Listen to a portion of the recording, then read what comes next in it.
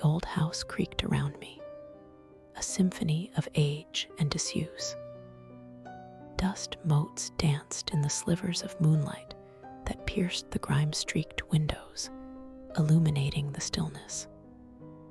It had been empty for years, abandoned after the incident. They said the previous owners had simply vanished. All their belongings, their lives, left frozen in time. I'd bought it for a song, a fool's bargain for a place that whispered of forgotten sorrows. My son Leo had been an anomaly from the start. He never cried, never fussed.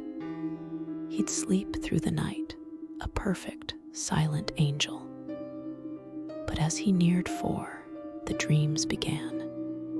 And with the dreams came Nana. He'd wake in the dead of night, his small face contorted with fear, and then his eyes would fix on something just beyond my shoulder. He'd whisper, "Nana S here, Mommy." At first, I dismissed it as a child's overactive imagination, a coping mechanism for a bad dream. But he was so insistent. He described her with uncanny accuracy, a phantom echo of my own mother, gone these 30 years. "She looks like you," he'd say, "but her hair is shorter. And she's so sad." My mother, stabbed to death in our old home, a victim of my father's rage. Her memory was a permanent ache, a void I filled with shrines and whispered conversations. I'd never told Leo the details, just that his Nana lived far away and loved him. One night, driven by a creeping unease, I checked the baby monitor. The grainy footage showed Leo stirring, whimpering. Then his eyes widened.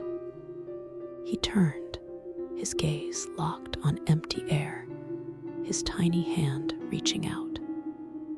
He was clearly reacting to something, to someone. A knot of ice formed in my stomach. Then Leo started talking about Nana's whispers. She told him she loved him, loved us all. She told him things that made my blood run cold. "She said soon," he'd reported, his voice solemn for a child his age. "Soon I'll only see her in dreams, like Daddy does." Daddy, my father. He was in prison, a shadow of the man he once was, his mind fractured by guilt, and the demons he'd invited into our home. The odd occurrences intensified. My mother's antique locket, displayed on the mantelpiece, would swing gently when there was no breeze. Leo's toys would be found in different rooms, their positions subtly altered, as if by unseen hands. Pens would roll off my husband's desk, spilling their ink-like dark tears. Spices would rearrange themselves on the rack, tiny bottles migrating like lost souls. I didn't believe in ghosts, but I was starting to believe in something far more sinister. Something that wore my mother's face, something that whispered my father's fate. Last night, Leo woke up crying again. "Nana's sadder tonight, Mommy," he sobbed.